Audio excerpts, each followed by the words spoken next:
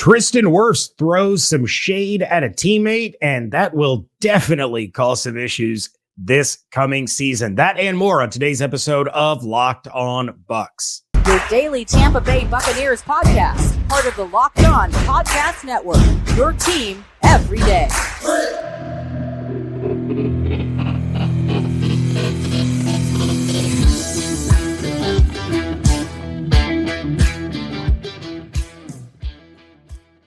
What's up, and welcome to the Locked On Bucs podcast, part of the Locked On Podcast Network, your team every day. We are your daily podcast covering the Tampa Bay Buccaneers, so be sure to subscribe or follow for free on YouTube or wherever you get your podcasts so you always get the latest episodes when they drop. I am James Jarko, deputy editor of SB Nation's BucsNation.com, joined by my bearded co-host, Mr. David Harrison, writer for BucsGameDay.com, part of Sports Illustrated's Fan Nation. And of course, you can follow everything on Twitter at Locked On Bucs, at JArco_Bucs, and at DHarrison82. Thanks again for making Locked On Bucs first listen or your first view today and every day. Tristan Wirfs spoke with the media on Monday, and we discussed some of those comments on our Tuesday episode. What we didn't discuss, however, were the shots that were fired from Tristan towards some of his own teammates. So it seems as though it was actually directed really at one particular dude. While speaking to the media, Wirfs said, quote, "Winning the Super Bowl was both a blessing and a curse. It brought some guys together, but also created individuals," end quote. Now, this kind of piggybacks off of something that happened last October when, following the loss of the Pittsburgh Steelers, Todd Bowles said completely unprovoked that some of the guys may have been living off of the Super Bowl win. Now, of course, when he was asked by those of us in attendance if he meant anybody specifically, he kind of said, "Well, I'm not saying anybody is. I'm just saying if they are, then, they might want to back off of that." The damage had already been done, Coach. Yeah. I remember vividly, actually, James, after that game, being in the locker room, and Shaquille Barrett was kind of one of the first guys that talked to us, and he was asked about the comments and everything like that, and Shaq kind of he did his best. I'll put it to you this way: he did his best to hide who he thought might be the target of the comment. But there's body language things that happen when you hear something you're not expecting to hear. I'm just going to leave it at that because I don't want to get Shaq in trouble in any way, shape, or form. Shaq's comments were like, "Oh, I don't know anybody who's doing that. I'm certainly not doing that." And I believe Shaq wasn't the one doing that, but I do believe that his body language told everybody in present who might be that person. Anyway, so this obviously adds into the Devin White trade drama, and it certainly looks like Wirfs is speaking about White because we thought that Bowles was talking about White. Warren Sapp talked about Devin White. I mean, it's all coming up Devin White, guys. Yeah, this is becoming a serious issue now. Devin White with his Instagram attention-seeking posts and then trying to backpedal, and then you get the trade demands. You had the comments about, living off the Super Bowl last year. You have, the experience with Shaquille Barrett that you're referring to. And now you have Tristan Wirfs talking about how it brought the team together, except for some people who it created an individual persona, I guess is the way to put it. And Look, you and I were talking off air before we started recording about our trip to the scouting combine back when Devin White was a participant there, was coming out, and we kind of got the feeling that he was going to be the Buccaneers pick, regardless of what people thought about drafting an off-ball linebacker in the top 5. And we were like, look, you draft Devin White, he can change the defense. He can be an absolute superstar. He can be a stud. But 5 years from now, he could also be a big problem. Yeah. And he's becoming a big problem. And it's through some fault of his own, maybe not all of it, but some of it. The what's the term I'm looking for? Kind of the lack of self-awareness combined with the feeling of superiority based off of his performance leading up to a Super Bowl that has kind of now snowballed into an effect where he feels like he's worth more than he is. He feels like he's obviously worth more than the Bucs think that he's worth. And this is going to be a talking point now until something gets done. And by that, I mean, until he gets traded, until he gets extended, or until he comes out and straight from his mouth says, I am here with the Buccaneers in 2023. I want to get this thing back on track. I'm excited to be with Levante again. I'm excited to be a leader on this defense, and I'm ready to go to work. Yeah. Until one of those things happens, there is going to be constant speculation and constant reading between the lives or reading the tea leaves or whatever phrase you want to use about Devin White's unhappiness with the Buccaneers and potentially the Buccaneers players and staff members' unhappiness with Devin White.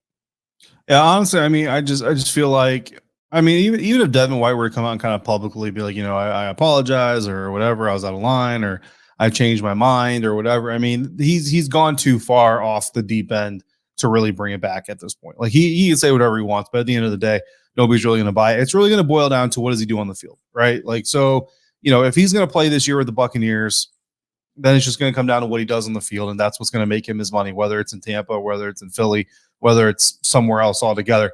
My question really for the Buccaneers here is, this is very simple. You've got Kyle Trask coming to the podium talking about, at the end of the day, the Buccaneers are going to pick the right quarterback, the best quarterback that puts this team in a position to win. I'm going to do my best for what the team asked me to do, whatever that is. And that is the absolute perfect thing to say when you step up to the podium in the situation that he's in. Then you have Rachaad White coming up saying like, man, I want to be a stud. I want to be this. I'm looking forward to Dave Canales' system. I want to do whatever I can to make this team win. And you have Tristan Wirfs stepping up to the podium talking about the same thing. I've been training as a right tackle and a left tackle. I'm ready for whatever they throw at me. I'll do my best wherever they throw me, wherever this team needs. I'm down for it. And then he's the one who kind of publicly states some dudes became a better group. Some dudes became individuals. And this year, really, when you look at Tristan Wirfs' comments, this year is all about recapturing that group mentality and getting everybody pulling in the same direction. So you got a quarterback who's willing to do whatever it is for the team that they need. You got a running back. You got an offensive lineman. This is the time where Todd Bowles and Jason Light got to make a decision. Are you only interested in guys that are interested in pulling the way the team wants to pull, or are you willing to deal with drama to have a guy who's clearly talented? Like, nobody's arguing Devin White's talent. Now, his work ethic and his effort to maximize that talent is in question, but the possession or the potential that lives there is not in question. It's a culture question.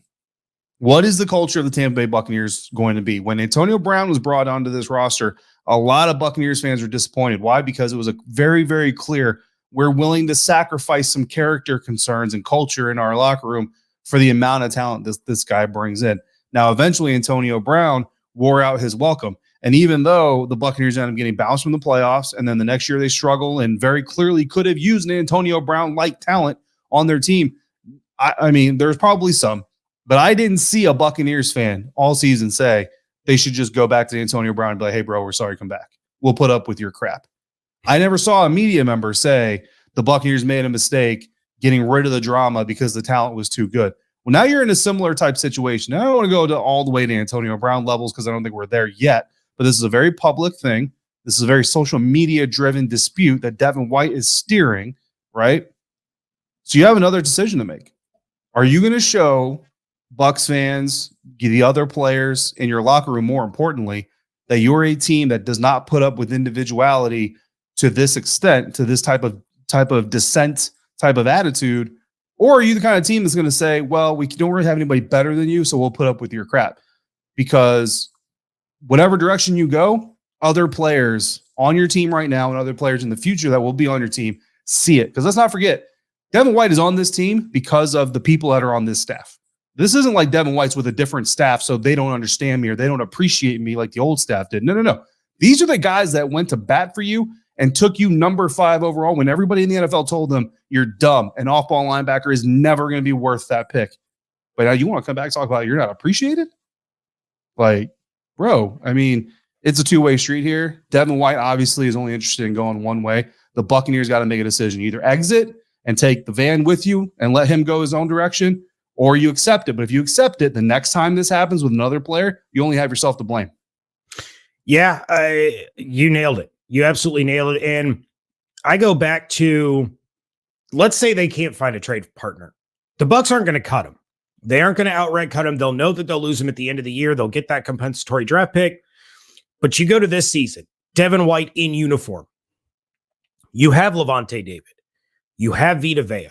You have Carlton Davis, Jamel Dean, Antoine Winfield Jr., Shaq Barrett.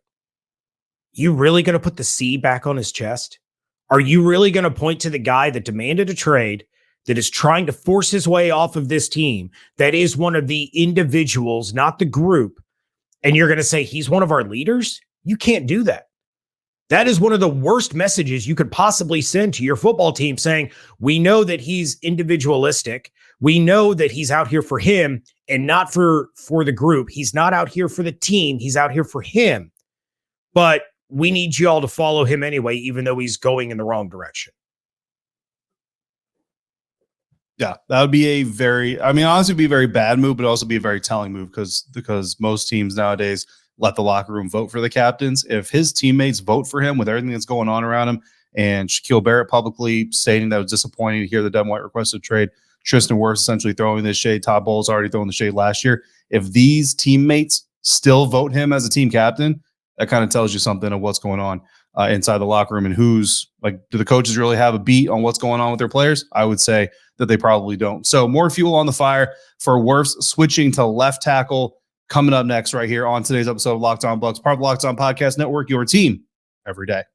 And we're going to do that thanks to our friends over at FanDuel. Today's episode is brought to you by FanDuel. Grand slams, no-hitters, and double plays are back, and there's no better place to get in on the Major League Baseball action than at FanDuel, America's #1 sportsbook. And right now, new customers, you can get a no-sweat first bet up to $1,000 when you step to the plate. And if you miss, you get up to $1,000 back on your first bet. Just go to FanDuel.com/lockedon to sign up, place your first bet, and you get that $1,000 no-sweat first bet back in bonus bets if you don't win right now.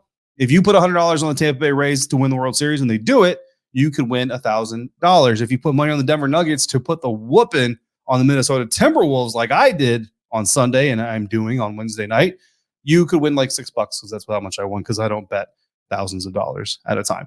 Either way, however you want to do it, get your chance. Don't miss out for your chance. A no sweat first bet up to $1,000 when you join FanDuel today. Go to FanDuel.com/lockedon to sign up.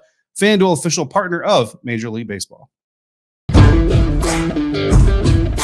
Thanks for making Locked On Bucs your first listener, your first view every single day. Especially a big shout out to our everydayers out there that are with us 5 days a week. I think we're 4 days a week this week, but 4 or 5 days a week, every week. As we come hang out and talk Bucs football with you. So plenty of uncertainty surrounding. I was going to say, we're going to be around like 6 or 7 episodes draft week. So yeah, we have some 4 episode weeks. We have some 7 episode weeks. We have some 5 episode weeks. Everydayers, we appreciate all of you anyway, regardless of how many times per week it is. Plenty of uncertainty still surrounding Tristan Wirfs' future and whether or not the all-pro right tackle is going to stay at right tackle or switch to the left tackle. Well, someone who's made these career changes, because we all have opinions on how easy or how hard it is to do it, has weighed in after keeping a close watch on the Buccaneers offensive lineman. Ryan Harris, former tackle for the Denver Broncos and Pittsburgh Steelers, was co-hosting SiriusXM NFL's Late Hits show, and he weighed in on Wirfs' position with the Bucs. Harris, by the way, played both left and right tackle, so this is something that he has done himself throughout his career. And he basically likened it to writing with your opposite hand, which is a lot less crass than what we usually hear it compared to.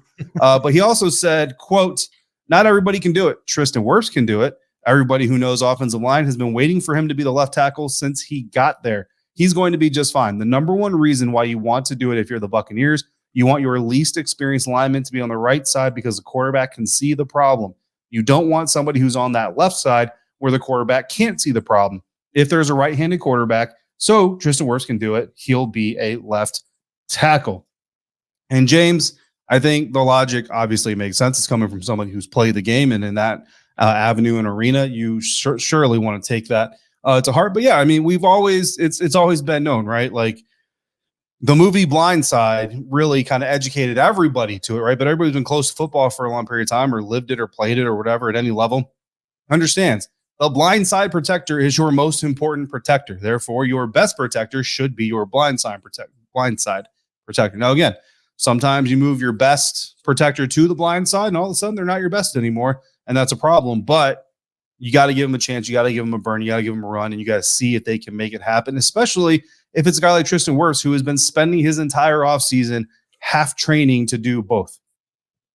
Yeah, I mean, this is a I don't want to say it's a no-lose situation for the Buccaneers, because obviously if Tristan moves to the left side and he struggles mightily, the Bucs are going to lose games, because if he's struggling, that means Baker Mayfield or Kyle Trask or whoever is under center is getting absolutely shellacked on a regular basis. I don't foresee that happening with somebody as talented as Tristan Wirfs, but it's possible.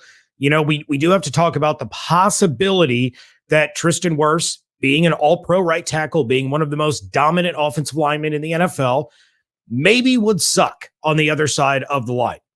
Not likely, but possible. But you take a look at the way this team is structured, and we've gone over the offensive line numerous times, right? You move Tristan to the left side, whether you're drafting a Darnell Wright or an Anton Harrison in the first round, maybe you're taking a Matthew Bergeron in the second round because you took a different position in the first round. You bring that guy in, you put him at right tackle, you put Tristan at left, right? The worst thing that's going to happen is that Tristan Wirfs struggles on the left side, and then you reevaluate, you move him back to the right side the following year. Yeah. You're really not losing much. You have an off season, and I don't mean off season, I mean an off season for one of your best players. Move him back to his natural position, address the left tackle again next year. You and I have talked numerous times about how this is more than 1 year for the Bucs to get back into serious playoff contention. Could they make the playoffs in the NFC South this year? Absolutely. Would they be a true contender? Would they be a playoff team or a team that makes the playoffs? They would be a team that makes the playoffs, not exactly a playoff team. So you readdress, and then you can move on with a new franchise left tackle and Tristan Wirfs, an all-pro right tackle. So it makes too much sense not to do at this point. And I think the fact that somebody like Ryan Harris is speaking out about it, saying, I've watched this dude, I know he can make the switch, he's that talented, it's more than likely going to happen at this stage. No, absolutely. I think it's at least going to be tested, right? And I think they're testing it right now. Like, I mean, off-season workout programs, that's what this is for. They're not doing full team lineups and scrimmages and all that stuff, but they're doing drills. They're doing something like, you know, Terry McLaurin is in Ashburn catching footballs. Mike Evans is in Tampa catching footballs. Like, these guys aren't just not doing any type of football activity. They're just not doing any competitive or contact football activities. So they're already putting in work, seeing, can Tristan kick slide to the left side just as well as he can to the right and all these other things. The other part of this is financial, right? Like, Tristan Wirfs is one of those players that, yes, he's getting a second deal. Like, you talk about Buccaneers first round picks getting second contracts and how often it doesn't actually happen. This one is getting his second contract. That's good. He's Vita Vea, not Devin White. Mike Evans got one. And I just lost my own train of thought. Tristan Wirfs is going to get his second Buccaneers contract. He's getting a bag. Right. So he's going to get his 5th year picked up. You're going to pay that, and then you're going to pay him, you know, and you might resign him earlier and all this, whatever. Either way, Tristan Wirfs is going to be around a while. Do you want to pay your right tackle more money or your left tackle more money, right? This kind of goes hand in hand with having your best player on the left side, the blind side versus the non-blind side, I guess, the sighted side, we'll call it that. So if you draft a rookie, Darnell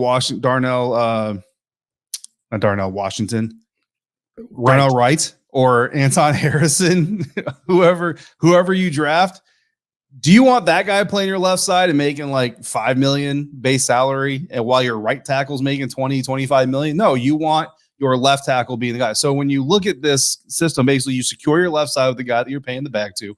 And when you look at NFL offensive linemen, there was a time where left tackles got the money, right tackles got nothing. But when you look at today's NFL landscape, because there are so many more pass rushers coming out in the NFL draft these days, you do need to protect both sides.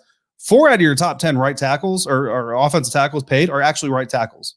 8 of your top 20 are also right tackles. So 40% of your top paid tackles in this game are right tackles, but that still means 60% of your top paid tackles are left tackles. So if you have the choice, you want your top paid guy being your left tackle, put him on the bookend, put him out there where you're going to get the most attention, let him get his shine, let him get his Pro Bowls, his All Pros, and all these other things and be great. And then use your rookie, use your lower paid guy on the right-hand side. And look, if he develops into an all-pro right tackle, maybe you pay him both. If not, you're only worried about replacing the side your quarterback can see versus we've got this amazing right tackle, but we've got a rotating left tackle situation. Every 4 years, we got a new dude in there because we can't nail that pick. Secure the left side, secure the blind side. It's the second most important position on the field after the quarterback. Yeah, and I think whoever the Buccaneers come away with in the draft is going to confirm wherever Tristan Wirfs is. And they could draft Anton Harrison, who said at the combine that he's a left tackle and he feels that he could succeed at left tackle in the NFL.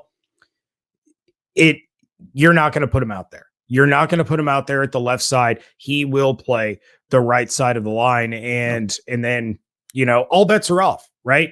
Worst case scenario, they can just sign Donovan Smith back because nobody wants him. I was going to say, maybe Donovan's out there working on his right side. Veteran minimum. Look, you bring him back and you let him play the right side, right? I mean, hey, I don't say stranger things have happened. That'd be pretty strange, but some things have happened. Well, something else did happen, and an intriguing take by Kay Adams that would potentially allow the Buccaneers to do something that no one is expecting and would light the draft world on fire is something that happened, and that is next here on Locked On Bucs. Wrapping things up here on the Locked On Bucs podcast. David, we have discussed all kinds of scenarios for the Buccaneers draft. Everything from drafting in the trenches to the secondary to a running back. You and I even had a fun little experiment where we traded up for number 1 with the Chicago Bears just to see what a draft haul would look like after giving up everything that it would take to move up to number 1. Yeah. Now, what if that fun exercise isn't too far from reality? Kay Adams on Up and Adams was discussing how Alabama quarterback Bryce Young canceled the rest of his team visits, and now all signs point to him being the number 1 pick for the Carolina Panthers. On the flip side, the Houston Texans do not appear to be sold on the idea of taking a quarterback, a specific quarterback, at number 2. So what if they were willing to deal with the Bucs? Adam talked about it, and she said, quote, "There have been rumors for months that they, the Houston Texans, were hoping Carolina took quarterback CJ Stroud number 1 overall so they can snag Bryce Young with the number 2 pick. They prefer Bryce Young, that's obvious. But there are these weird reports that Nick Caserio, who calls all the shots down there, Caserio and Stroud's agent, David Mulgeta, they are like, no, thank you. We don't want to work together. There are some reservations there about going to the mat again. Usually I'm like, no agent is going to get in the way of a draft pick happening or something, but this is one of the bad ones in the books of NFL history. He, of course, is Deshaun Watson's representative, and everything that happened so publicly and soured so much in Houston. So maybe they don't want to go back and work on this together. The Colts, the Titans, the Raiders, the Bucs, and the Commanders pay really close attention here. The window for your team to strike and grab one of these quarterbacks may have just opened even wider than the potential bidding war for number 3 with the Arizona Cardinals, end quote. So, David, this is not a scenario that we have talked about at all. Yeah. But if Stroud is the guy sitting there at 2, yeah, is Devin White and pick 19 enough to get things started with Houston? They run a 4-3, but their starting middle linebacker is Denzel Perryman. So you have a huge upgrade right out of the gate with Devin White. He immediately becomes the face of the franchise because Houston doesn't have a face right now. So you have a face of the franchise in Devin White right out of the gate. The fans are ecstatic because they have a big name player in the middle of their defense. Yeah. Jersey sales are through the roof. Oh, and DeMeco Ryans is in charge of the team now and would probably love to focus on upgrading the defense. Would the Bucs really try to make this happen for CJ Stroud with Devin White as the centerpiece of a trade? I mean, would they? I don't know. Could it happen? It could certainly happen. I think DeMeco Ryans, if this were a scenario that was presented to him, would believe, I'm a linebacker, he's a linebacker. We can make this thing work, right? We speak the same language, type of thing. They certainly have the cap space to do it. I mean, if I'm the Houston Texans and I make this deal, I'm re-signing him immediately. I'm not even I'm starting this contract right now. It's not 4 years tacked on to the current year. I'm restarting this thing right now because they've got $21 million in cap space right now. So I'm throwing like $18 million at him or some crazy crap. I don't think it'll happen. And here's the other reason why I don't think it'll happen. Because Bryce Young is going to be the number 2 overall pick. The Carolina Panthers are selecting CJ Stroud I don't know why we're playing these games. I don't know why everybody's making all this noise. But the Houston Texans are taking Bryce Young if they want Bryce Young. The other part of this story that really surprises the heck out of me is how anybody related to Deshaun Watson's advisory team during that whole debacle still has a job. But that's a whole other discussion. And there's other parts to that story that I can't discuss in a public forum. So, yeah, I'll just leave it at that. I don't know who advised CJ Stroud on who to let be his advisor, but they advised wrong. Anyway. You could also say the same for Nick Caserio at this point in time. Yeah, you could definitely say Caserio. I would love to see Devin White go to the Houston Texans because Houston Texans aren't going anywhere. I love D'Amico Ryans, but I don't think it's going to happen. Not for a long time.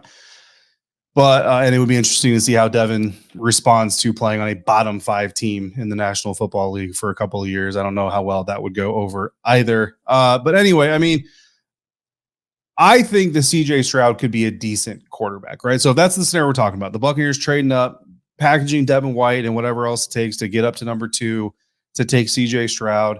I don't hate that idea, but I will say this: the CJ Stroud, as much as I'm okay with him as an NFL quarterback, he needs support. He's got to have a cast around him. So my concern would still be the same.